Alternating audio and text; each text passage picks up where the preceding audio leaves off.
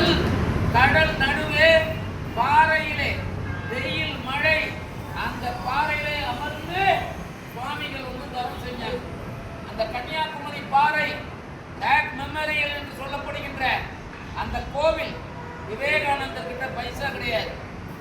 அந்த கடல் நடுவில் இருக்கக்கூடிய பாறையில போய் சுவாமி விவேகானந்தர் தவம் பண்ணணும். அப்ப எப்படி போறது? அந்த போர்டு ஓடுறவங்க கிட்ட கேட்கிறார் சாமி. விவேகானந்தர் கேட்கிற, ஐயா கடல் நடுவே இருக்கக்கூடிய பாறையில நான் தவம் செய்ய வேண்டும், என்ன கூட்டணும், பைசா இருந்தா வாங்கன்றான். அப்போ இப்போ பைசா தான், பைசா இருந்தா போட்ல இருந்தா வேண்டாம். அப்ப என்ன பண்றது?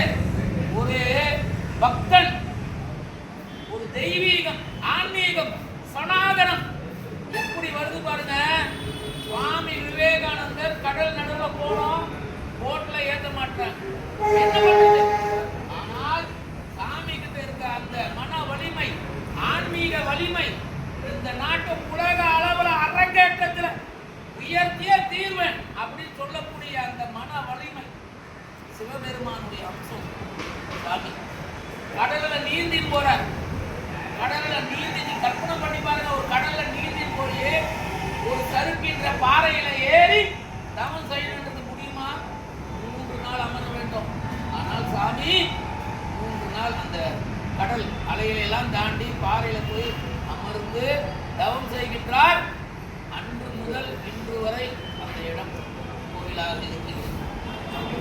நேரத்தில் சுவாமியோட 164வது ஜெயந்தி விழாவில் நம்ம எல்லாம் இந்த இடத்துக்கு வந்துட்டோம்னா பெரிய புண்ணியம். ராமகிருஷ்ண மடம் ஒன்று தொட்டு பல நூற்றாண்டுகளாக இங்கே இருக்கக்கூடிய தமிழர்களுக்கு இந்த விஞ்ஞானமும் சாமி போதித்த ராமகிருஷ்ண பரமஹம்சர் அன்னை சாரதா தேவி, சுவாமி விவேகானந்தர் தோன்றலில் வந்திருக்கக்கூடிய மகராஜ் பெருமக்கள் நமக்கு வழிநடத்தி இந்த இல்லத்தை அமைச்சு நமக்கு இப்படி ஒரு பட்ட சூழ்நிலையை உருவாக்கி கொடுத்ததுக்கு ராமகிருஷ்ண மடத்துக்கு மிக மிக மகிழ்ச்சி. இன்றைய தினம் இன்னைக்கு அன்னதானம் செய்து சுவாமி விவேகானந்தருக்கு மாலை அணிவித்து நம்ம ஜீவ சேவையே சிவ சேவை அந்த அமைப்புக்கும் பாராட்டுகளை தெரிவிக்கிறோம். கைத்தட்டலாம்.